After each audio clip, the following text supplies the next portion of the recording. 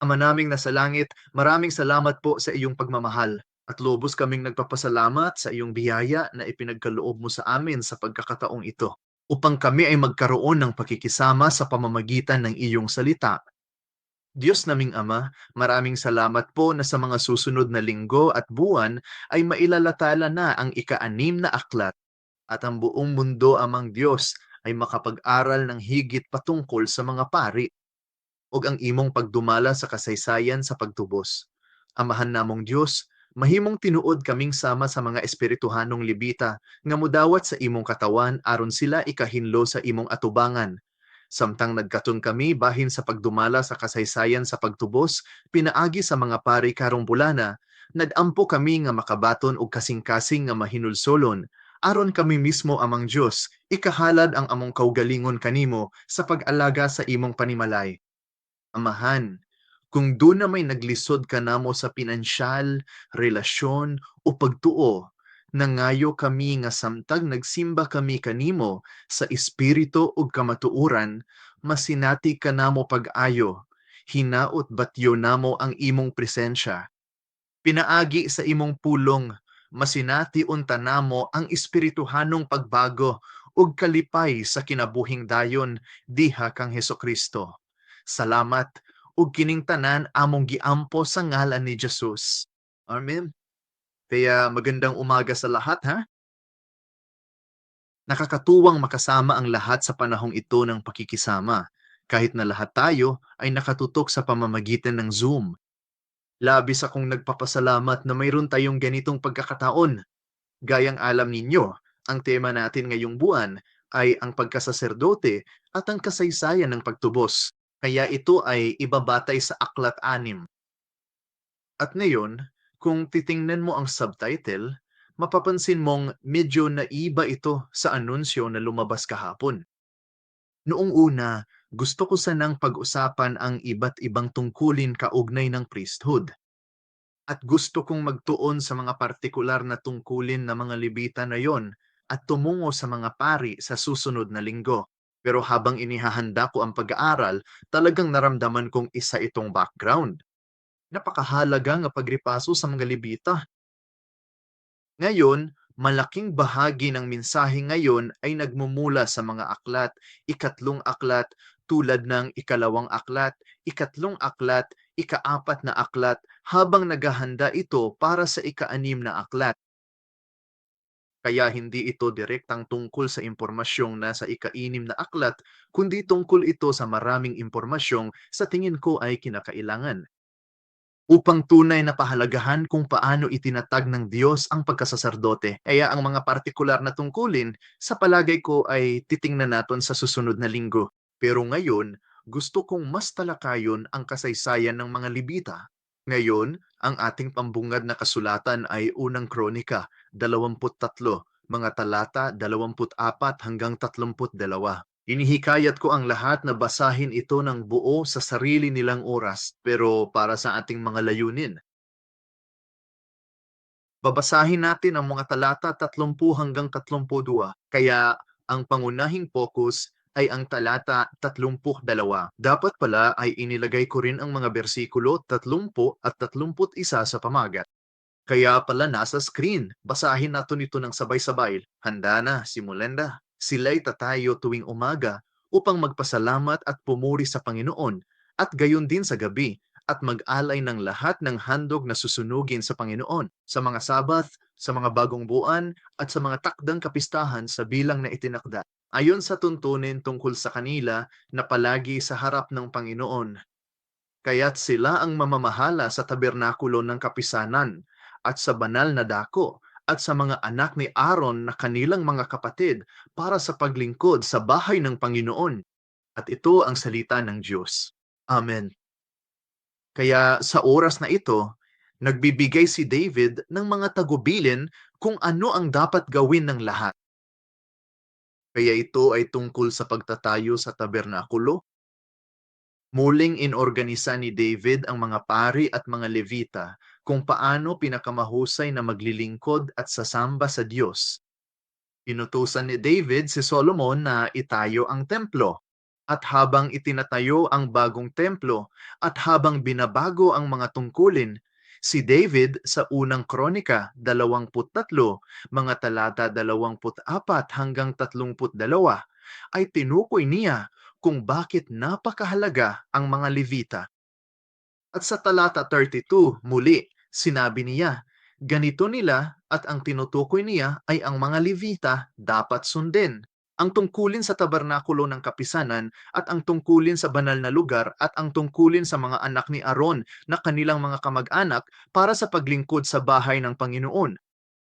Ngayon, noong una, gusto kong lumipat mula rito patungo sa iba't ibang tungkulan na pinangangasiwaan ng mga Levita.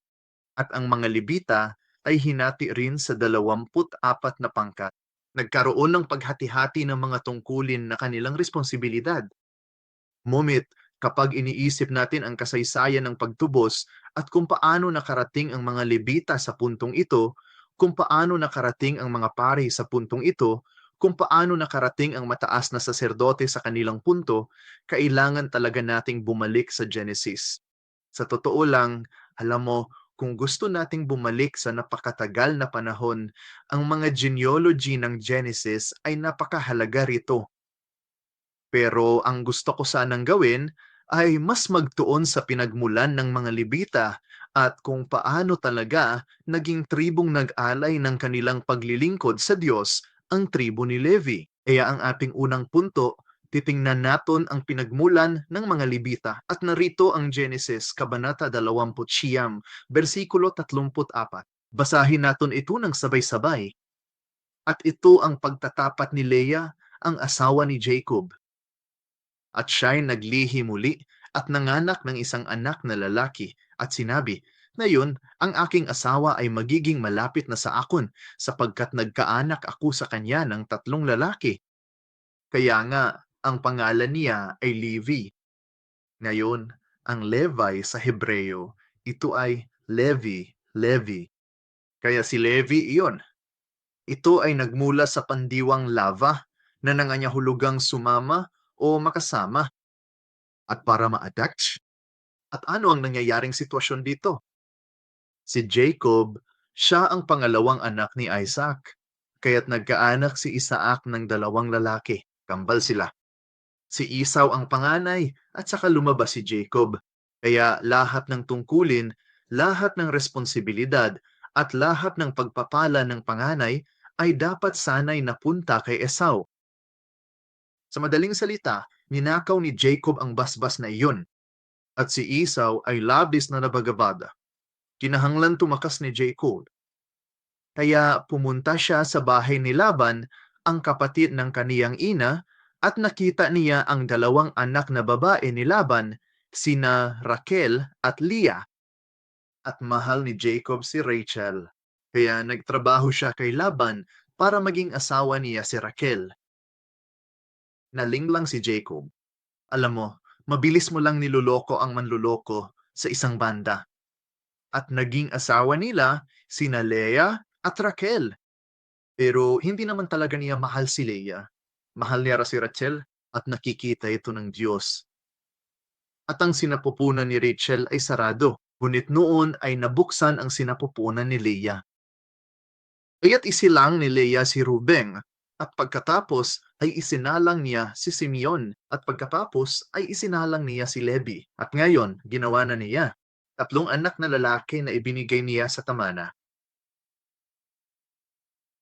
Si Jacob at ang kanyang pagamin. Ngayon, sa pagkakataong ito, magiging malapit na sa akin ang asawa ko dahil binigyan ko siya ng 3 anak na lalaki. Kaya ang kalakip na ito. Ginugunita ita ni Leah sa pamamagitan ng kaniyang anak na si Levi, na ang ibig sabihin ay kalakip. Ngayon, sa 3 anak na lalaki, bakit napakahalaga ang 3 anak na lalaki? Ibig kong sabihin, kahit isa lang ang anak niya, kahanga-hanga na siya. Sinigurado mo na magpapatuloy ang susunod na henerasyon. Sinigurado mo na magpapatuloy ang mga ari-arian ng asawa mo, ang mga negosyo niya. Alam mo na ang pamana niya at ngayon ay may 3 anak na lalaki. sa tulo ka anak ni Noe na puno ang kalibutan. Bisan kinsa nga na ay tulo ka anak, gamay ragyod ang angay at timanon. Alam mo, mayroon pa nga tayong ilang halimbawa dito sa Shiloh. Ipagdasal po natin ang ating Pangulo. Gayunpaman, basta po, gusto kong magtuon sa ekspresyong ito ngayon sa pagkakataong ito at kung gaano kahalaga ang pagiging kalakip sa ekspresyong ito. Ngayon, ang asawa ko naman ay nakakabit sa akin. Ngayon, ang salitang ngayon na ginagamit ni Leah para sa kanyang pag-amin ay nagmula sa Hebreyong salitang paam. At ang ibig sabihin nito ay sa wakas. Kita mo, hindi lang ito basta tungkol sa isang partikular na sandali, kundi sa kung anong dahilan sa sandaling ito kung isasalang-alang ang lahat ng iyong kasaysayan at lahat ng nangyari sa iyong nakaraan, ang sandaling ito sa kung anong dahilan ay napaka-espesyal. Kaya kung pupunta tayo sa Genesis 2, versikulo 23, ito ang unang kasal, tama ba? At ito ay noong si Adan siya ay nilika. Pero sa Genesis, Kabanata 2, talata 18, wala iyon doon. Pero babasahon ko para sa iyo. Pagkatapos likhain si Adan, sinabi ng Diyos, hindi mabuti para sa lalaki ang mag-isa. Gagawa ako para sa kanya ng isang katulong na nababagay sa kanya. Kaya nilika ang Diyos ang tao. Kinikilala niya na ang tao ay nangangailangan ng katulong at ipinahayag ng Diyos, gagawa ako ng isang katulong, isang kasama na nababagay sa kanya. Kaya lahat ng mga hayop, lumapit sila kay Adan. Ang lahat ng nilika ay dinadala sa harap niya. Si Adan, taglay ang karunungan ng Diyos, pinangalanan niya sila ng naayon dito. Ngunit kung titingnan mo ang talata 20 sa huling kalahati, sinasabi nito, para kay Adan ay walang nasumpungang katulong na akma sa kanya. Kita mo, ang lahat ng nilikha ay dinala kay Adan, ngunit sa lahat ng nilikha, walang katulong na angko para sa kanya. Kaya ang Diyos ang dahilan ng mahimbing na pagtulog. Kinuha niya ang tadyang ni Adan at nilika ang isang babae. At pagkatapos, sa Genesis, Kabanata 2, talata 23, sinabi ni Adan, ngayon, mayroon talagang isang napakahusay na katumbas sa Koreano para sa paam. Wala ito sa Korean translation. Naniniwala ako sa salin sa Koreano, sabi doon, o parang ganito. Sinasabing NASB na ito ay ngayon na. Ang sabi nga sa SV, sa wakas. Sa wakas, kailangan nito ng direktang pagsasalin. At sa Koreano, ang isang magandang ekspresyon para dito ay dudio. Kaya pagkatapos ng lahat ng iyong paghihintay, pagkatapos ng lahat ng iyong pagsisikap na ginawa, pagkatapos ng lahat ng nangyari noong nakaraan, sa wakas, sa sandaling ito, may nangyari. Si Adan, siya ay nilikha bilang tagapagdala ng larawan ng Diyos na namamahala sa ibabaw ng lupa. At sinabi ng Diyos, kailangan ni Adan ng kapareha. At iniharap niya ang lahat ng nilikha kay Adan. Walang natagpo ang kapareha. At mula sa tadyang ni Adan, mula sa kayang tagiliran, nilikha ng Diyos ang babae. Nakikita ni Adam ang babae at ano ang kanyang pag-amin? Paam, sa wakas. Kita mo, sa ikalimang aklat, sa katunayan, sa paglikha ng kagalang-galang na tao, alam mo na, si Reverend Abraham Park, itinampok niya si Eva bilang korona ng paglikha. Napakaganda, napakaganda.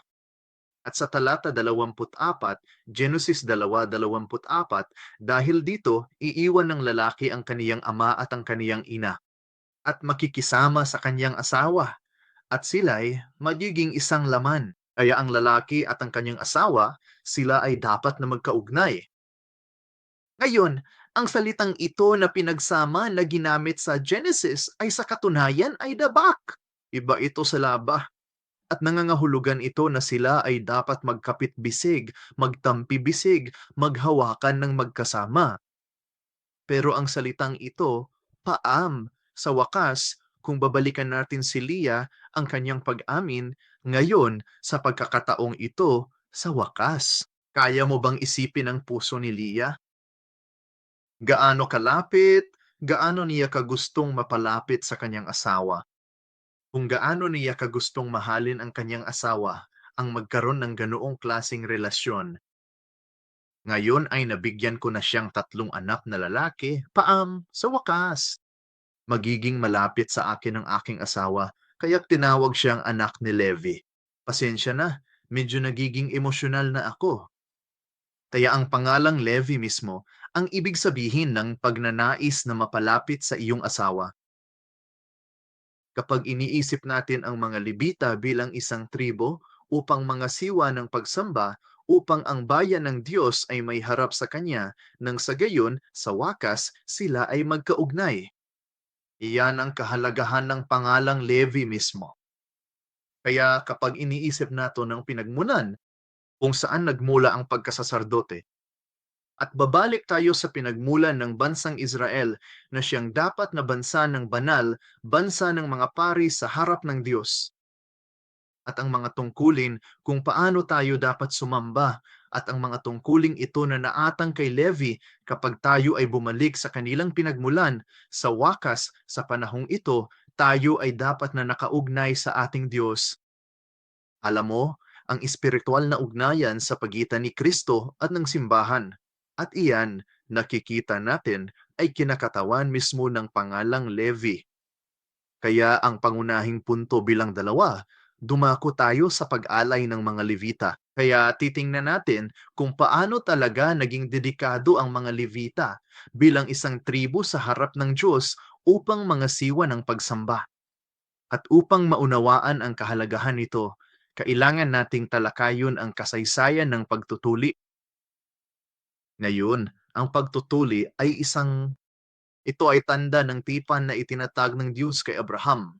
Kaya Genesis Kabanata 17, mga talata 9 hanggang 11. Basahin natin ito ng sabay-sabay. Genesis Kabanata 17, mga talata 9, 10 at 11. Handa na, simulan na, sinabi pa ng Diyos kay Abraham. Ngayon, tungkol sa iyo, iingatan mo ang aking tipan, ikaw at ang iyong nangainapo, pagkamatay mo, sa buong panahon ng kanilang mga lahi. Ito ang aking tipan na iyong tutuparin sa akin at sa iyo, at ang iyong mga inapo pagkamatay mo, bawat lalaki sa iyo ay tutuliin at tutuliin kayo sa laman ng inyong balat ng masama, at ito ang magiging tanda ng tipan sa akin at sa inyo. Ngayon, ang tanda ng tipan, ang pagtutuli. Kaya ito ay talagang isang bagay na nakatanim na sa iyong laman. Para sa mga pamilyar sa pagtutuli, kapag sumailalim ka na sa pagtutuli, wala nang mawawalang bisa ang pagtutuli. Ngayon, may ilang mga pamamaraan talaga noon kahit na sinusubok nilang manipulahin ang organo ng lalaki para gayahin ang anyo ng mga hindi pa natutuli. At mayroong maraming kultural na dahilan kung bakit umiiral ang pamamaraang iyon. Pero sa madaling salita, kapag ikaw ay tuli na, hindi ka na dituli. Uli, hindi mo na ito maaaring iandu.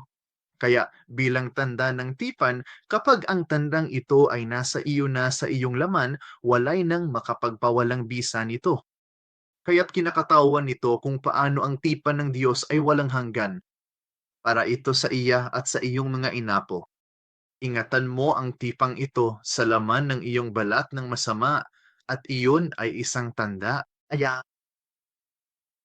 sa pamamagitan ng pisikal na realidad na ito nung pagtutuli, makikita natin na nilayo ng Diyos na ito ay ipagdiwang magpakailanman. Ipinapakita nito kung gaano tayo kahalaga na sasabihin ng Diyos ang markang ito sa iyo na hindi kailanman mabubura ay magpakailanman. Kaya't lagi mong malalaman na ang mga pangako ko sa imo ay tiyak na matutupad, tiyak na magiging totoo. Ngayon, kapag binalikan mo ang mga pananampalataya ni Abraham, paano? Kahit hanggang sa punto ng pag-aalay kay Isaac na may pananampalataya si Abraham na tutuparin pa rin ng Diyos ang kanihang mga pangako, mayroon pa rin sang pisikal na paalala na ang mga pangakong iyon ay magiging totoo. Ngayon, sa panahong ito, lalo na sa bagong tipan, ang kahalagahan ay hindi gaanong nasa pisikal na gawain ng pagtutuli, kundi sa kung ano ang kinakatawan ng pagtutuli sa tipan.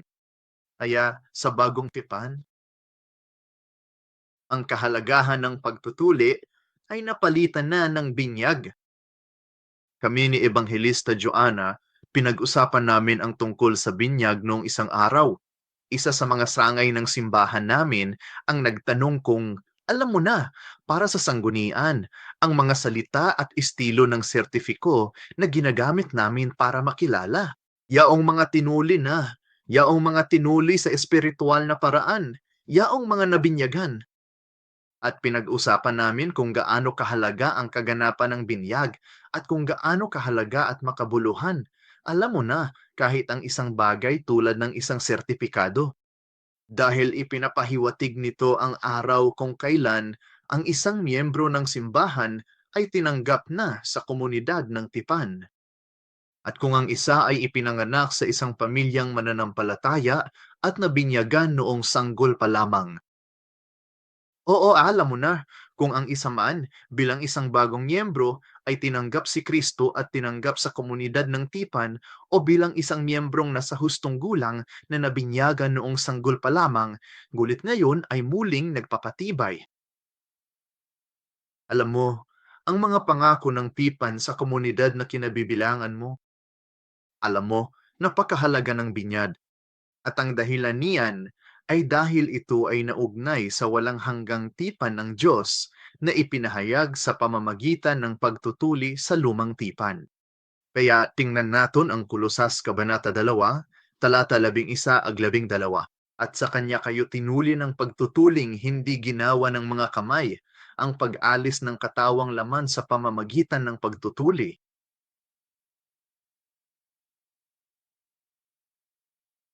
Ngayon, mayroon tayong ilang iba't ibang konsepto na kailangan nating maunawaan tungkol sa pagtutuli o binyag.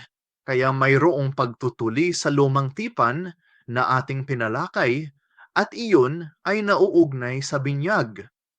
Bito, kaya meron tayong kaugnayan sa pagtutuli at binyag. Ngunit kapag iniisip natin ang binyag, may isa pang konsepto na kailangan nating iugnay dito at iyon ay ang muling pagkabuhay. Kaya ang dahilan kung bakit mahalaga ang pagtutuli, ito ay ang pag-aalis ng katawan ng laman sa pamamagitan sa pagtutuli ni Kristo. Kaya kapag ipinapahayag mo si Kristo, kapag nasa mga seremonya ng binyag, alam mo, mayroong isang pag-aamin. Kinikilala mo ba si Kristo bilang iyong Panginoon at tagapagligtas? Kapag ipanahayag mo si Kristo at kapag ikaw ay sumasayalim sa bautismo, ano ang iyong ginagawa? Sinasabi mo na ang mga limitasyon ng laman ay hindi na nakahawak sa imo. Ang mga limitasyon ng kamatayan ay hindi na nagahari sa iyo. Kaya't kayo'y nalibing nakasama ni Kristo sa binyag at kayo'y muling binuhay nakasama niya. Kaya iyan ang espiritual na kahalagahan ng pagtutuli. Kinukuha mo itong balat ng ari mo at sa pamamagitan ng pagbuhos ng dugo na ibinuhos ni Kristo, inaalis mo ang mga makamundong aspeto ng iyong katawan. Ikaw ay espiritual na lumalapit kay Kristo at tinatanggap mo na ngayon ang pangako ng buhay na walang hanggan sa pamamagitan ng muling pagkabuhay ni Hesus Kristo. At ganyan iniugnay ang binyag sa pagtutuli. At si Pablo ay sumusulat sa mga taga-Kolosas, kayo'y nalibing nakasama ni Kristo, si Kristo sa binyag. Ikaw ngayon ay nabuhay na mag-uli at ito ang inyong pagtutuli, isang pagtutuling hindi gawa ng mga kamay. Kaya makikita natin na ang pagtutuli bilang tanda ng tipan na ipinangako ng Diyos sa lumang tipan, mayroon itong nakatutubos na kahalagahang pangkasaysayan sa atin ngayon na ipinapahayag natin ngayon sa pamamagitan ng binyag. Alam mo, baka iniisip ng iba na may nakausap akong ibang tao sa ibang bansa. Bahin sa binyag, Gikinahanglan bagyod ang seremonya. Sa atong simbahan, na ay mga tao nga mudawat ni Kristo sa himatyo na sila, ug gusto magpabinyag. Pananglitan, gikinahanglan ba ang pisikal nga binyag para sa kaluwasan? Ang mabilis na sagot ay hindi at ang dahilan ay maaaring bakit ito naging malaking bagay at ako, bilang halimbawa, ang maghanda ng seremonya ng kasal. Kailangan ba talagang seremonya ng kasal para ipahiwatig nga kasal ka na? Malamang hindi. Pero bakit ito napakahalaga? Ibig kong sabihin, alam mo, lalo na ang mga kababaihan, maaring sabihin nila, "Nako, kailanan mong magkaroon ng seremonya." Ngunit mula sa pananaw ng simbahan, bakit napakahalaga ang seremonya ng kasal? Dahil nakikibahagi kayo sa unyong ito at inihayag ito sa kongregasyon sa buong komunidad ng mga tipan. Ito ay ang pagkilala na kayo ngayon ay mag-asawa at ipinahayag ninyo ang mga panatang ito sa harap ng Diyos. Kaya alam mo, para sa ating mga kabataan at ito, may mga karagdagang konsepto akong iniugnay. Alam mo, nariyan ang konsepto ng, alam mo, mga sexual na relasyon bago ang kasal. At sa mga kabataan na yun, may loong ganitong argumento. Parang, siguro, engaged na kami. Nangako na kami sa isa-isa at magiging tapat tayo sa isa't isa.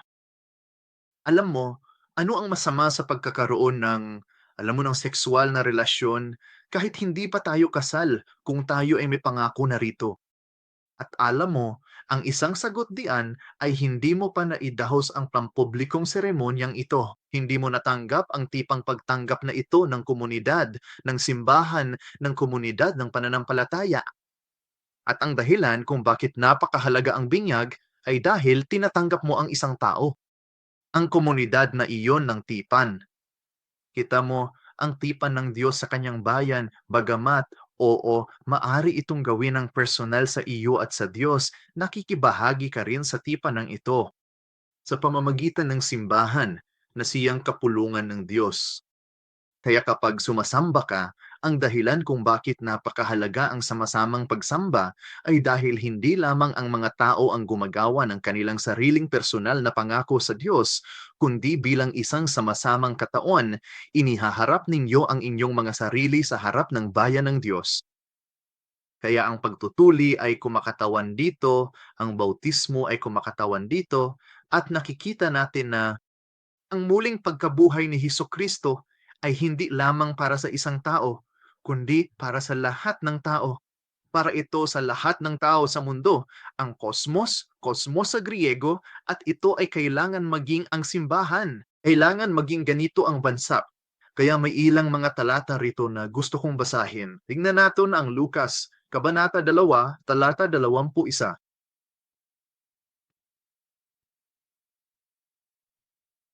Lucas Kapitulo 2, versikulo 21.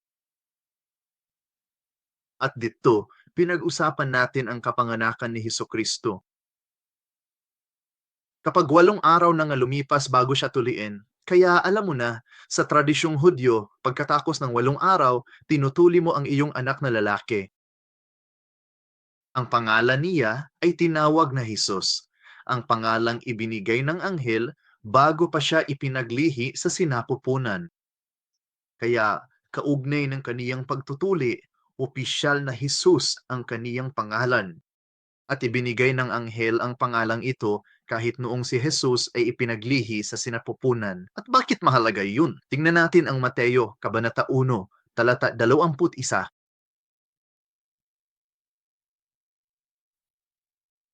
Mateo, Kabanata 1, versikulo 21, at sinasabi, magsisilang siya ng isang anak na lalaki at tawagin mo siyang Jesus sapagkat ililigtas siya ang kaniyang bayan mula sa kanilang mga kasalanan. Kita mo, si Jesus ay ang Griego, ang pagsasalin ng Oseas na isang pagpapaikling ang pasensya na, hindi Oseas, Yeshua. Kaya, ang Hesus ay ang Griegong ekspresyon ng Hebreyong Yeshua, na isang pinaikling salita ng salitang Yehoshua, na siyempre ay Josue. At ang ibig sabihin nito ay ang Panginoon ang magligtas. Si Jehova ang magligligtas o si Yahweh ang kaligtasan. At dahil naparito si Jesus upang iligtas ang tao mula sa kanilang mga kasalanan, ang kanyang pangalan ay tinawag na Jesus. At sa talata 23, sinasabi nito, narito, ang birhen ay magdadalang tao at manganak ng isang anak na lalaki. Tatawagin nila ang kaniyang pangalang Emmanuel, na ang ibig sabihin ay ano? Kasama natin ang Diyos. Kaya kailangan nating maging malapit sa Diyos upang tayo ay maligtas. Dumaan kami sa maraming loops para makarating sa puntong iyon. Sana lahat ay nakasunod doon. Ngayon, matapos nating talakayon ang lahat ng ito, ating tingnan ang Mateo 3, versikulo 13 hanggang 17. Sige, at isulat mo yan. Ito ang eksena kung saan binibinyagan si Jesus ngayon. Si Jesus ay binibinyagan na ngayon. At talagang naguguluhan si John. Parang sinabi ni Juan Bautista, ikaw ngayon, kailangan kong magpabinyag sa iyo. Ikaw ang nagbibinyag sa Espiritu. Kailangan kong magpabinyag sa imo. Bakit ka lumalapit sa akon upang magpabautismo? Maraming tanong si Juan Bautista. At ano ang sagot ni Jesus? Kaya kung mayroon ka mga Biblia, basahin mo ang Mateo, Kabanata 3, Talata 15. Datapuat, sumagot si Jesus at sinabi sa kanya, payagan mo muna ito sa ngayon, sapagkat sa ganitong paraan ay nararapat sa atin na matupad ang lahat. Katuwiran, kita mo, kinailangan magpabinyag si Jesus dahil nararapat itong matupad ang buong katuwiran. Siyempre, nabautismuhan si Jesus bago niya opisyal na sinimulan ang kaniyang ministeryo sa publiko. Pero ano nga ba ang napag-usapan nating tungkol sa binyag? Ano ang kailangan nating iugnay sa binyag? Ang walang hanggang tipan na ipinangako ng Diyos sa pamamagitan sa pagtutuli. At ang bautismo mismo, mga taga-Kolosas Kabanata 2:12, ay inilibing na kasama niya sa bautismo. Kita nyo, ang salitang Griego na baptismal, ang baptism ay parang isang direktang transliterasyon lamang. Ang tunay na kahulugan ng bautismo ay paglulubog. Kaya ikaw ay nakalubog, kaya't ikaw ay ganap na natatakpan ng isang bagay. At ang bautismo ay literal na tumutukoy sa paglubog sa tubig. Lubusan kang nalulunod, kaya ang lumang estilo ng binyag, ang mga tao ay talagang ang kanilang buong katawan. Pumasok ka sa isang banyera o makameron silang karagatan, lawa o ilog. Sa kaso ni Juan, ang ilog Jordan. Lubusan kang nalubog at pagkatapos ay babangon ka. Iyan ay binyad. Iyaan ang proseso nga binyad. Tanawa ang Kolosas duha, usa duha. Gilobong kamo ubaniya sa bautismo, ug nabanhaw pinaagi sa pagtuo sa gahom sa Dios nga nagbanhaw kaniya. Sa pagsugod sa iyang ministeryo, pagkatawo ug pagtuli, gitawag siya og Jesus kay luwason niya ang iyang katawan gikan sa sala. Giunsa, pinaagi sa gahom sa kinabuhing dayon nga gipakita sa pagkabanhaw ni Jesus. Kaya sa simula, ang kaniyang pampublikong ministeryo. Si Jesus ay bininyagan na kumakatawan kung paano tayo mabubuhay na mag-uli sa pamamagitan niya. Mauro na tayong buhay na walang hanggan ayon. Ito ay isang pagpapahayag ng walang hanggang tipan ng Diyos upang tayo mula sa kamatayan ay muling makasama ang Diyos magpakailanman sa buhay na walang hanggan. Iyan ang kahalagahan ni Jesus ng kanyang ministeryo, ng kanyang bautismo. Kaya kapag tinitingnan natin ngayon ang pagtutuli, mayroon nitong ganitong uri ng kahalagahan. Kaya nang matanggap ni Abraham ang pagtutuli, ang tipang iyon, ang tanda ng tipan, napakalaking bagay iyon. Ngayon, balik tayo kay Levi. May problema tayo. Ang pagtutuli ang nagbigay kahulugan sa mga Hudyo. Ang pagtutuli ang nagbigay kahulugan kay Abraham at sa kaniyang mga inapo. Alam nato kung bakit. Kung tayo ngayon ay mga espiritual na inapo ni Abraham dahil naniniwala tayo kay Heso Kristo. Mga taga-Galasya, Kabanata 3, versikulo 7, versikulo 29, pakitago iyan bilang sanggunian. May problema tayo ngayon, lalo na kay Levi. Noong panahon ni Jacob, amuli siya sa bahay ni Laban at babalik na siya. Ngunit naninirahan siya sa Shechem. Mayroon siyang anak na babae, si Dina, at sa madaling salita, si Shechem, isa sa mga prinsipe sa lupaing ito, kaya mayroon kang lupain, si Shechem, pagkatapos ay mayroon kang taong si Shechem, nakita niya si Dina, napalapit sa kanya, sige, kaya ngayon ay mayroon tayong ganitong pagkahumaling, ginahasa siya, hinalay siya. At ngayon ay mayroong panukalang ito sa pagitan ng mga tao ng Sikhem at ng mga anak ni Jacob. Sabi nila, tingnan mo, maging kaisa ka namin, maging isang nagkakaisang bayan tayo. Pakasalan mo ang mga anak naming babae. Ipakasal natin ang mga anak mong babae. Naway maging isak-isang atong mga ari-arian sa komunidad na ito. At ang mga anak ni Jacob, sila ay medyo nababagabag. Mga pagkakulang sa taon. Medyo nalungkot sila na si Diana ay nilabag sa ganitong paraan, pero naghain pa rin sila ng panukala. Makikita natin ito sa Genesis, Kabanata 34, mga bersikulo 13 hanggang 17, at babasa ko lang. Ilang talatara? Kaya Genesis 34, talata 14. Magsisimula ako sa bersikulo 13. Ngunit ang mga anak ni Jacob ay sumagot kay Sichem at sa kaniyang amang si Hamor nang may panlinlin lang. Dahil dinungisan niya si Dina na kanilang kapatid. Sinabi nila sa kanila, hindi namin magawa ang bagay na ito. Naibay ang aming kapatid na babae sa isang hindi tuli, sapagkat iyon ay magiging isang kahiyayan sa amin. Kita mo, hindi naman talaga totoo ang sinasabi nila. May sinasabi talaga silang totoo. Ang pagtutuli ay tumutukoy sa mga inapo ni Abraham bilang mga taong sakop ng tipan ng Diyos. Sino mang hindi tuli ay hindi bahagi ng komunidad na ito ng tipan. Kaya paano nila maibibigay sa kasal ang isa sa kanilang sariling miyembrong pamilya? Ngayon, tandaan mo, si Dina ay hinalay ng isang taong hindi tuli. Kaya may isang tao mula sa labas ng komunidad ng tipan nga lumabag sa isang tao mula sa loob ng komunidad ng tipan. At kahit na pag-isipan natin ito ngayon, maari pa nga nating ipagtalo na may katuwiran sila sa kanilang galit.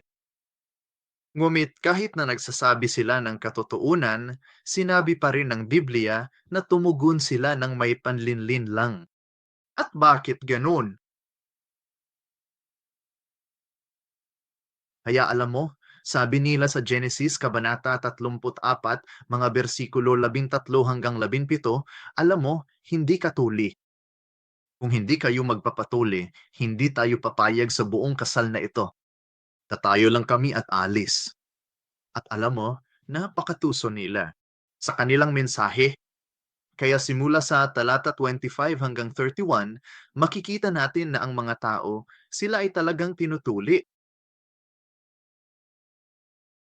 Ngunit ang pagtutuli ay hindi isang kaaya-ayang proseso. Alam mo, ngayon, mayroon na tayong mga instrumentong medikal na tinukoy para rito, at alam mo, ang mga pamamaraan ay mahusay na tinukoy. Ngunit noon, gumagamit ka ng Flintstone at ito ay isang masakit na proseso. At samantalang ang mga lalaki ng Sichem, silang lahat ay tuli. At alam mo, nasasaktan sila, Genesis, Kabanata 34, versikulo 25, at nangyari nga ng ikatulong araw nang sila'y nagdurusa, na ang dulang nga kapatid na lalaki ng mga anak ni Jacob sina Simeon at Levi, mga kapatid ni Diana, ay kumuha ng kani-kanilang tabak at biglang sumalakay sa lungsod at pinatay ang lahat ng lalaki. Sige, kailangan mong tingnan ang sitwasyon dito. Ang pagtutuli ang siyang tumutukoy sa bayan ng Diyos. Paano nito binigyang kahulugan ang bayan ng Diyos? Dahil ito ang tanda ng tipan na magkakaroon sila ng buhay na walang hanggan. Ang pagtutuli sa kasong ito ay ginamit upang ang mga tao ay mapatay. Kaya nakikita mo ba ang ironiya rito? Nakikita mo ba kung paano? Marahil sa paningin ng Diyos, nakagawa sina Simeon at Levi ng isang bagay na hindi naman gaanong kalaki. Ginagamit ninyo ang tandang ito, ang walang hanggang tanda ng tipan, na nangangahulugang kayo ay tinukoy bilang bayan ng Diyos. Pinangakuan kayo ng buhay na walang hanggan at ginagamit nila ito ng may layuning pumatay. Ginagamit nila ito ng may layuning maghigante. Kaya sila ay lumapit, pinatay nila ang lahat ng kalalakihan, kinuha nila ang lahat ng samsam at bumalik sila kay Jacob. At ano ang sinasabi ni Jacob? Versikulo 30, nang magkagayoy, sinabi ni Jacob kina Simeon at Levi, "Ginambala ninyo ako sa pamamagitan ng paggawa ninyo sa akin na kasuklam-suklam sa mga nananahan sa lupain, sa mga Kananeo, sa mga Ferizeo, at ang aking mga tauhan. Nakakaunti ang bilang. Magkakatipon sila laban sa akin at sasalakayan ako. At ako'y mamamatay, ako at ang aking sambahayan." Kaya tingnan ito mula sa pananaw ni Jacob. Malinaw na sinanay si Jacob sa kahalagahan ng pagtutuli. Mula sa isang geopolitical na pananaw, maaring limitado tayo sa pag-iisip na, nako, si Jacob ay nag-aala lamang tungkol sa kanyang pisikal na kapakanan. Nag-aalala si Jacob na baka ang grupong ito ng mga taong ito dahil ipinakita natin ang ating sarili bilang mapanlinlang at pinatay natin sila, ay magsama-sama at papatayin tayo ng lahat ng iba pang mga tao. At ito ay isang napakalihitimong problema. Hindi lang naman ito ang problema. Sa sinaunang malapit na silangan, alam mo na, ang anumang partikular na grupo ng mga tao ay natutukoy ng kanilang mga paniniwala sa relihiyon. Kaya nang magtipon at mag-usap ang mga taga-Sikem at ang mga anak ni Jacob, kahit na maaring isa itong alok ng kasal, isa rin itong talakayan tungkol sa relihiyon. Bakit? Dahil sinasabi ng mga anak ni Jacob ang ating kultura at sa huli ang ating paniniwala sa relihiyon.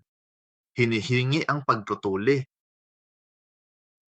At dahil sa pagkilala ng ating Diyos at ng mga tao na ang pamilya ni Jacob na may oron silang Diyos, hindi natin ito magawa. Kaya ang mga tao sa Shechem, kahit gaano nila kagustong gawin ang physical na butang na ito, sila ay sumailalim sa pagtutuli upang sila ay makilalang Diyos ng pamilya ni Jacob nang sa gayon ay sa kalaunan ay makasal sila sa isa't isa. Ngayon, parang pamilyar ba ang lahat nito? Ang binyag ay kapag nakilala mo ang isang taong pumapasok sa komunidad ng tipan. Ang pagtutuli sa araw ay mahalagang isang pagpapahayag ng katawan na nais mong makilala ka ng Diyos na si Yahweh. Gusto mong makilala ka ni Hiuba. At ang mga tao ng Sikem ay nagpasakop sa pamamaraang ito at pagkatapos ay pinatay sila. Kaya ito ay parang kung ang isang tao, sinubukan mong pumunta at mangaral sa isang tao, tinanggap nila ang Diyos, nagpapabinyag, tapos sasabihin mo, sige, ngayong nasa simbahan ka na, pwede na kitang sirain. Ganito ang nangyari kina Simeon at Levi. Ito ang ginawa nila. Kaya mula sa isang makasaysayang pampulitikang pananaw, masasabi nating, okay, medyo nakakainis iyon. Ngunit mula sa pananaw ng tipan, ito ay nakakapanghina. Sige, medyo nag-motor mouth ako ng kaunti. Maglaan tayo ng siguro 10 hanggang 15 segundo para maproseso kung gaano ito kahalaga. Sige, kaya anong bunga nito? Genesis, Kabanata 49, talata 5 hanggang 7. Dito binabasbasan ni Jacob ang lahat ng kaniyang mga anak. At tungkol ito kina Simeon at Levi. At sinabi ni Jacob na sina Simeon at Levi ay magkapatid. Ang kanilang mga espada ay mga kasangkapan ng karahasan. Huwag mong hayaang pumasok ang aking kaluluwa sa kanilang payo, at huwag mong hayaang makiisa ang aking kaluwalhatian sa kanilang kapulungan. Sige, huwag mo na akong samahan pa sila. Kita mo, ang ibig sabong ng Levi ay nagkakaisa, at ang pagtutuli ay kumakatawan sa ating pagkakaisa sa Diyos. Gihimo nilang timaan sa kamatayon ang pakigsaad imbes nga alang sa kinabuhing dayon. At sinasabi na ngayon ni Jacob, wala akong kinalaman diyan. Dahil sa kanilang galit, pumatay sila ng mga tao. Sa kanilang sariling kagustuhan, sila'y napilay. Mga baka, bakit sila galit na galit?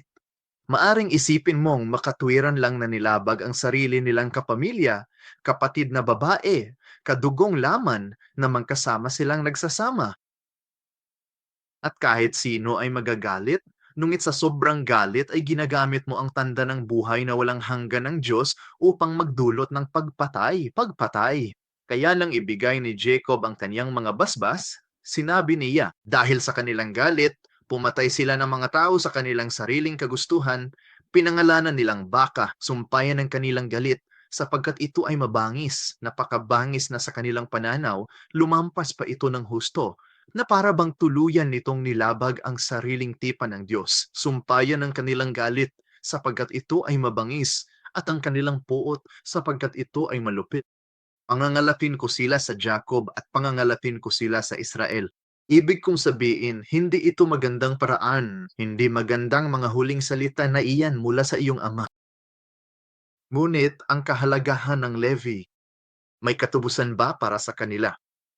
Kita nyo, napag-usapan natin ang kahalagahan ng kanilang kapanganakan, ang kahalagahan ng tipan ng Diyos, kung paano nila ito nilabag.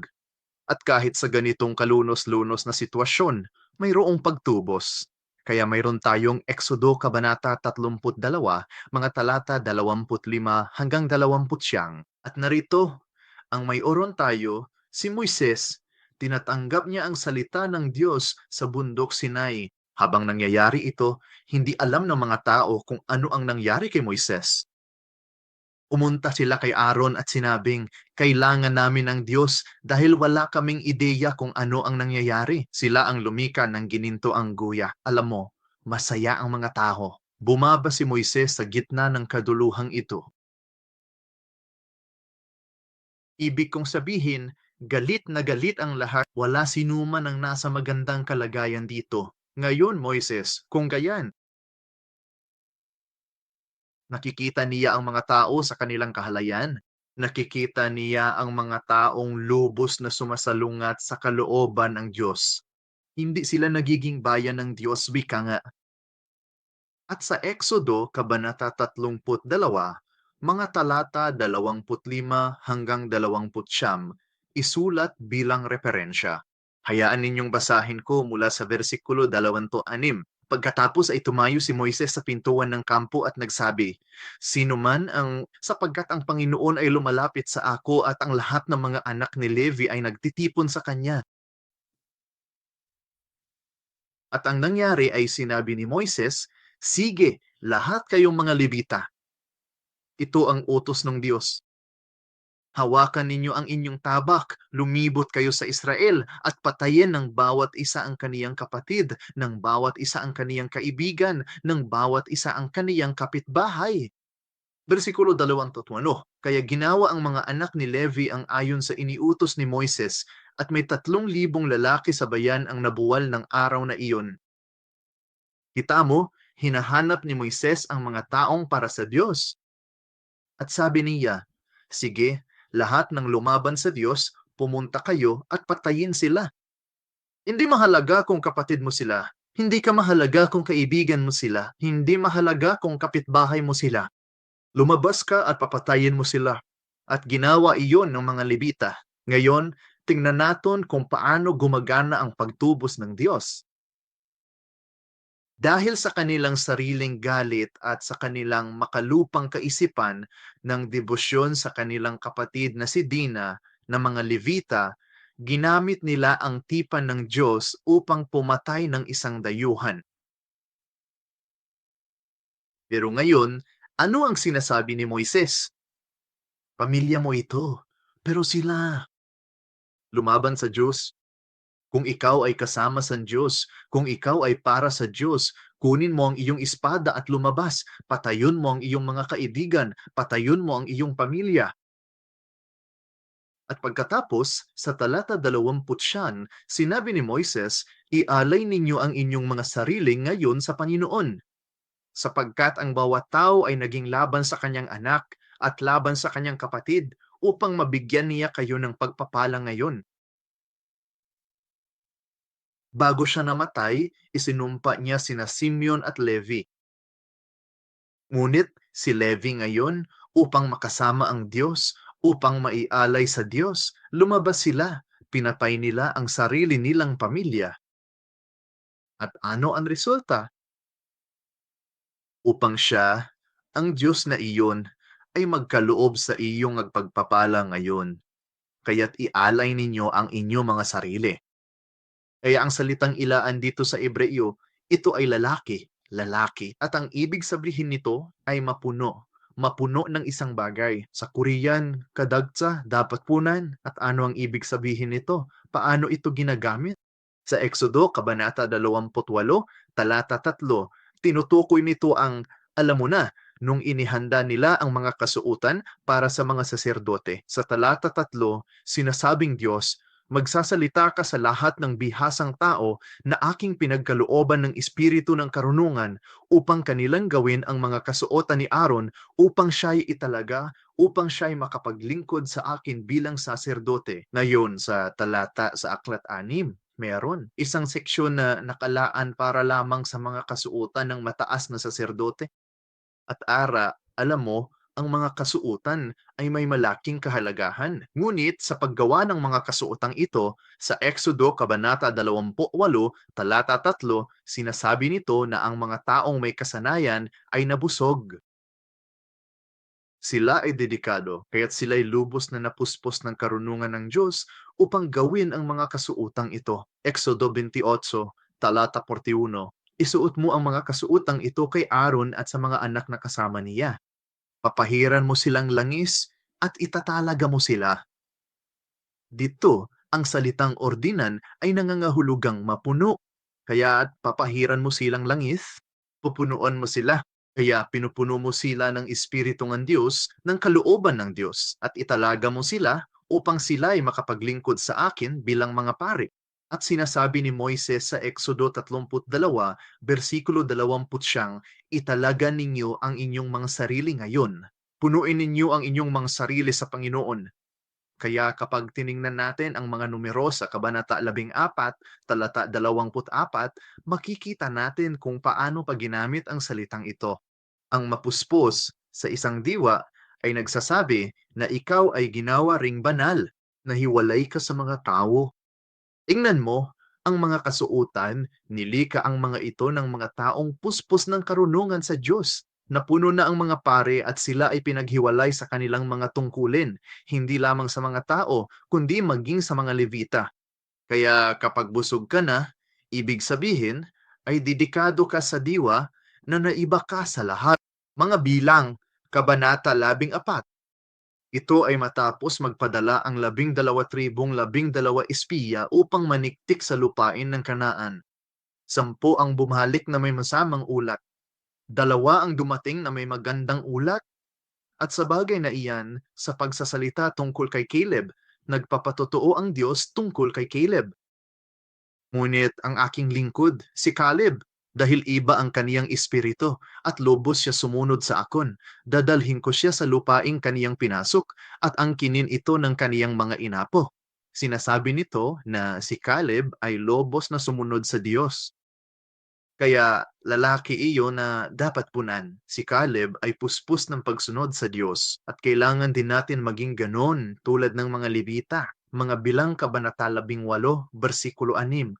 Tinatalakay nito ang tungkol sa mga Levita. Narito, kinuha ko ang inyong mga kapatid na Levita mula sa mga anak na Israel, sila'y isang kaloob sa inyo na itinalaga sa Panginoon upang isagawa ang paglingkod sa tabernakulo ng kapisanan. Ngayon, iba ang salitang inialay dito. Ito ay Nathan, pasensya na, wala akong transliterasyon doon na proton. At ang ibig sabihin ito ay magbigay, maglagay, magtakda, mahalagang magtatag. At saan ginamit ang salitang ito? Kung magtukod ka og negosyo, mamuhunan ko. Hatagan ti ka og pananglitan, kamilyon ka dolyar para sa imong negosyo. Iya ang konteksto ni Nathan at kung titingnan nato ng Genesis Kabanata 17, talata 2, Genesis 17:2, ito ang pakikipagtipan ng Diyos kay Abraham. at aking itatatag ang aking tipan sa pagitan ko at mo, at ikaw ay aking paramhino ng labis. Ibinibigay ito ng Diyos kay Abraham. Sa pagbibigay nito ng Diyos, iniyalay niya ang kanyang sarili upang matupad ang kanyang tipan. At sa ganitong diwa, ang mga Levita ay nakatalaga sa Panginoon. Ngayon, kapag tiningnan natin ang pagtatalagang ng mga Levita, ang Kabanata 8 ng mga bilang ay tumatalakay kung paano sila itinalaga. Mga bilang 8, 11, ihahandog ni Aaron ang mga Levita sa harap ng Panginoon bilang handog na inalog mula sa mga anak ni Israel. Para makwalipikado, kini ang buhaton. Pasaylo sa typo nga ilang rason o pasaylo nga wala dapat ang. Maari silang maging kwalifikado na maglingkod sa Panginoon. Bersikulo 14. Ganito mo ihihiwalay ang mga Levita sa mga anak ni Israel, at ang mga Levita ay magiging akin. Bersikulo 15. Pagkatapos nito, ang mga Levita ay maaring pumasok upang maglingkod sa tolda ng kapisanan, ngunit lilinisin mo sila at iaalay bilang handog na iwinawagayway. Ano ang handog na iwinawagayway? Kaya kadalasan kapag inialay, iwinagayway mo ito ng ganito. At ano ang ibig sabihin dito? Gamit ang kung anong may uron ka, inihaharap mo muna ito sa Diyos at pinagpapala ka ng Diyos. Kaya sa iyong handog, inihahandog mo muna ito sa Diyos at pinagpapala ka ng Diyos. Kinikahalad nga giwarawara, miingon ang Diyos, ihalad ang mga Levita, isip halad nga giwarawara. Kaya lahat ng ito ay nasa aklat 6, at sa ganito, ihihiwalay ang mga Levita at ang mga Levita ay magiging akin. Mga bilang 18, talata 14. At ang bersikulo 15, pagkatapos, ang mga Levita ay maaaring pumasok upang maglingkod sa tolda ng kapisanan. Bakit sila naglilingkod sa tolda ng kapisanan? Upang tayo ay maiharap sa Diyos. Kaya ang buong pangangasiwa ng pagsamba na ito, oo, ito ay isang handog sa Diyos na iniharap namin sa Kanya. Ngunit ang pangangasiwa ng pagsambang iyon, ibinigay iyon sa atin ng Diyos upang tayo ay muling makaisa sa Kanya. At iyan ang tungkulin ng mga Levita. Kaya medyo lumilipat ito sa panahon ni Hezekias, kaya ito ang nahahating monarkiya. At gusto ko lang i-highlight ang eksenang ito para sa kahalagahan ng mga Levita. Ikaduhang Kronika, Kabanata 20, talata 34, napakakaunti ng mga pali noong panahon ni Hezekias, ibinalik niya ang pagsamba. Ibinabalik niya ang Paskwa. Inanyayahan niya ang buong Israel, kabilang ang hilagang Israel, na sa panahong ito ay winasak na ng Assyria. Bumalik ka, tandaan kung sino ang Diyos. Tandaan kung ano ang tunay na pagsamba. At sinasabi sa talata 34 na napakaraming tao ang bubalik, kaya't hindi sapat ang mga pari upang aktwal na mga siwa ng pagsamba. Kaya naman, napakakaunti ng mga pari, kaya't hindi nila kayang balatan ang lahat ng handog na susunugin. Kaya naman, tinulungan sila ng kanilang mga kapatid na Levita hanggang sa matapos ang gawain at hanggang sa maitalaga ng iba pang mga pari ang kanilang mga sarili, sapagkat ang mga Levita ay mas masigasig sa pagpapabanal ng kanilang sarili kaysa sa mga pari. At pagkatapos ay ang 2 Kronika, Kabanata 30, versikulo 17, sapagkat marami sa kapulungan ang hindi pa nakapagpabanal. Kaya't ang mga Levita ang namamahala sa pagpatay ng mga kordero ng Paskwa para sa bawat taong marumi upang italaga ang mga ito sa Panginoon. Kita mo, kulang lang ang mga manggagawa. Kulang ang mga pari kaniadto. Tanan kita mga espirituanong Levita. Dili tanan mahimong ministro. Hindi lahat sa atin ay maaaring maging isang ebanghelista. At totoo nga, napakakaunti nga mga ministro. Gamay ra ang mga ebanghelista karon, apan daghang tao ang kinahanglan mo simba. Kung tayong lahat ay mga espiritual na Levita, kailangan nating tumulong sa pangangasiwa ng pagsamba iyon. Ganito itatalaga ang kapulungan sa harap ng Diyos. Kaya kung titingnan natin ang 2 Kronika, 30 talata sa kapitulo 1, 8 ug 9, nanalangin si Haring Hezekias, pasaylua sa maayong Ginoo ang matag nga nag-andam sa kasing-kasing sa pagpangita sa Dios, ang Dios sa iyang mga amahan, bisan wala sa balaod sa santuaryo. Sa bersikulo 2 wala, giingon nga gidungog sa Ginoo si Hezekias ug giayo ang katawan. Ingon tingali sa uban, dili ko angayan kay dili ko pastor o ebanghelista. Wala ko nag-ingon nga kinahanglan ka magbindisyon o magpandong sa kamot para sa binyag. Ang ako lang, kung musimba ka sa Dios, buhata kini pinaagi sa pulong. Kung kitang tanan mga Levita, kinahanglan kitang tanan maghalad sa pulong. At maaring wala ito sa simbahan. Baka wala tayong degree. Maaring hindi tayo matatag bilang mga pastor o ebanghelista, ngunit lahat tayo ay makakatulong sa tunay na pagsamba sa pamamagitan ng salita. At sa pamamagitan ng salita, ano ang nangyayari? Ang mga tao ay inilaan sa harap ng Diyos. At ang panalangin ni Hezekias, kahit hindi nila ginawa iyon ayon sa tradisyon, ayon sa mga patakaran, ngunit amang Diyos, pagalingin mo po sila. At sa talata 20, sinasabi nito na ang mga tao ay gumaling. At ang mga Levita ang siyang gumawa nito. Kaya ito ang konklusyon. Paano tayo dapat maging mga espiritual na Levita? Mateo, Kabanata 10, mga bersikulo 37 at 39. Ang nahigugma sa amahan, inahan, o anak, labaw pa kanako, dili takos kanako. Ang dili mo pasan sa krus ug musunod nako, dili takos nako. Ang makakaplag sa kinabuhi, mawadan niini. Ang sinumang mawalan ng buhay alang-alang sa akin, ay siyang makakatagpo nito. Busa, dili importante, ginikanan, mga igsuon, o mga anak. Kung mas mahal nimo ang bisan kinsa sa kalibutan, bisan imong pamilya, kaysa Ginoo, dili katakos. Busa, unsay imong buhaton?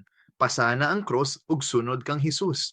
Unsay pasabot ni ana? Kailangan kang ipako sa krus kasama niya. Galatia Kapitulo 2 bersikulo 20. Ako ipinako sa krus kasama ni Kristo. Dili na ako ang buhi, kundi si Kristo na ang nagpuyo kanako.